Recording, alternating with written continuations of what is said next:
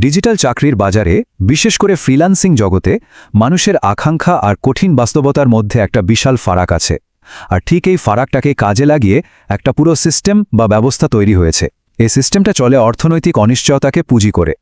আজকের এই বিশ্লেষণে আমরা দেখব এই সিস্টেমটা আসলে কিভাবে কাজ করে, এর ভেতরের কাঠামোটা ঠিক কেমন। একটা বড় মার্কেটের ডেটা যদি আমরা দেখি তাহলে দেখা যায় প্রায় 48.1% ফ্রিল্যান্সার মাসে $209 কম আয় করেন। এই সংখ্যাটা কিন্তু একটা মারাত্মক অর্থনৈতিক দুর্বলতার দিকে ইঙ্গিত করে। আর ঠিক এই দুর্বলতাই হলো সেই সিস্টেমের টিকে থাকার মূল ভিত্তি।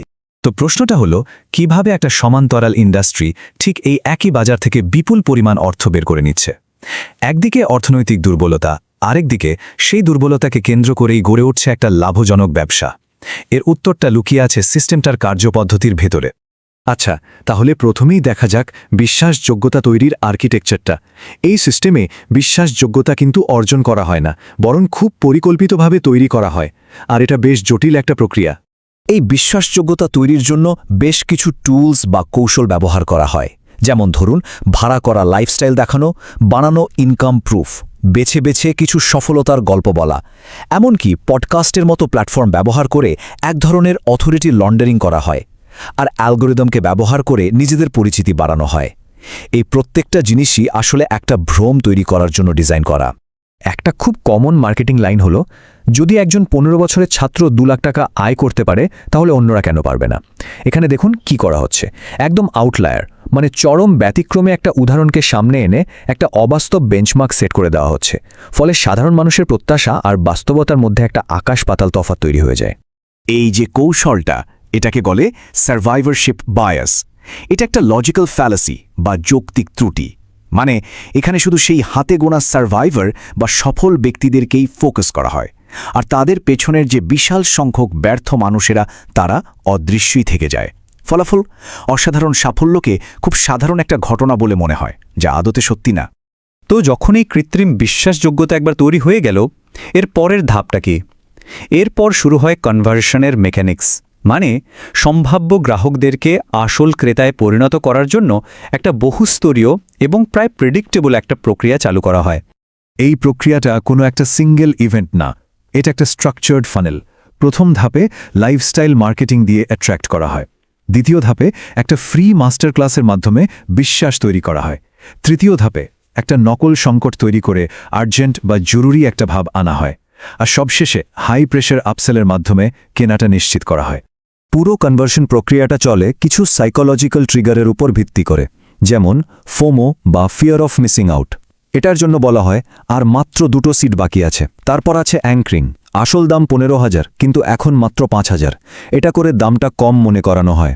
এরপর বাছাই করা টেস্টিমোনিয়াল দিয়ে সোশ্যাল প্রুফ তৈরি করা হয়। আর সবশেষে গুরুর প্রুভেন সিস্টেমের উপর বিশ্বাস স্থাপন করিয়ে অথরিটি বায়াসকে কাজে লাগানো হয়। এখন প্রশ্ন হলো, এত মানুষ ব্যর্থ হওয়ার পরেও এই সিস্টেমটা টিকে থাকে কিভাবে? এখানেই আসে সিস্টেমের সেলফ প্রিজার্ভেশন বা আত্মরক্ষার কৌশল। পুরো সিস্টেমটা এমনভাবে ডিজাইন করা যাতে এর ভেতরে ব্যর্থতার হার যতই বেশি হোক না কেন, এটা যেন ভেঙে না পড়ে। এর একটা বড় অংশ হল প্রতিশ্রুতি আর বাস্তবতার মধ্যেকার পার্থক্য। মুখে হয়তো বলা হচ্ছে 100% মানি ব্যাক গ্যারান্টি, কিন্তু টার্মস অফ সার্ভিসের ভেতরে কোথাও ছোট করে লেখা আছে একটা কঠোর নো রিফান্ড পলিসি। এভাবেই অ্যাকাউন্টেবিলিটি বা দায়বদ্ধতাটা কৌশলে এড়িয়ে যাওয়া হয়। কোর্স সেলারদের আয়ের উৎসগুলো যদি দেখি তাহলে বিষয়টা আরও পরিষ্কার হবে। তাদের মূল আয় আসে কিন্তু কোর্স বিক্রি থেকে, অ্যাফিলিয়েট কমিশন থেকেও বড় একটা অংশ আসে।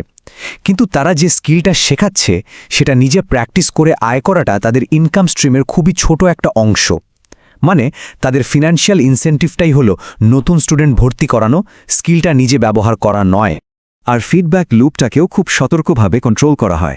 যেমন নেগেটিভ কমেন্ট বা রিভিউ ডিলিট করে দেওয়া হয়। কেউ প্রশ্ন তুললে তাকে প্রাইভেট গ্রুপ থেকে ব্যান করে দেওয়া হয়। ব্যর্থতার সব দায় স্টুডেন্টের চেষ্টার অভাব বলে চালিয়ে দেওয়া হয়। আর সবচেয়ে ইন্টারেস্টিং ব্যাপার হলো, অনেক সময় এই ব্যর্থ স্টুডেন্টদেরকেই আবার অ্যাফিলিয়েট রিক্রুটার হিসেবে সিস্টেমের অংশ বানিয়ে ফেলা হয়। তো এতক্ষণ ধরে আমরা এই সিস্টেমের আর্কিটেকচার, মেকানিক্স আর আত্মরক্ষার কৌশলগুলো দেখলাম। এই সব কিছু বিশ্লেষণ করার পর একটা জিনিস পরিষ্কার, সিস্টেমটা আসলে যা বিক্রি করার দাবি করে সেটা তার আসল প্রোডাক্ট না। একে ঠিকভাবে বুঝতে হলে আমাদের প্রথম কাজ হল এটাকে একটা ত্রুটিপূর্ণ শিক্ষামূলক মডেল হিসেবে দেখা বন্ধ করা, কারণ এর আসল উদ্দেশ্য শিক্ষা দেওয়া নয়।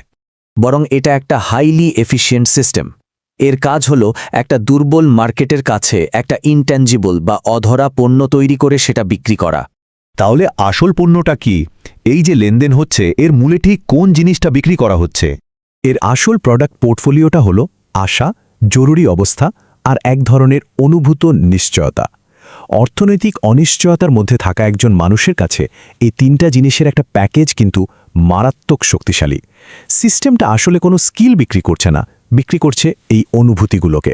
শেষ কথা হলো, একটা সিস্টেমের লেজিটিমেসি বা বৈধতা নির্ভর করে দক্ষতার স্থানান্তরের ওপর, লাইফস্টাইল বিক্রির ওপর নয়। যখন কোনো সিস্টেম মানুষের আকাঙ্ক্ষাকেই তার মূল পণ্যে পরিণত করে, তখন সেই সিস্টেমের উদ্দেশ্য এবং কার্যকারিতা নিয়ে প্রশ্ন ওঠাটা অনিবার্য।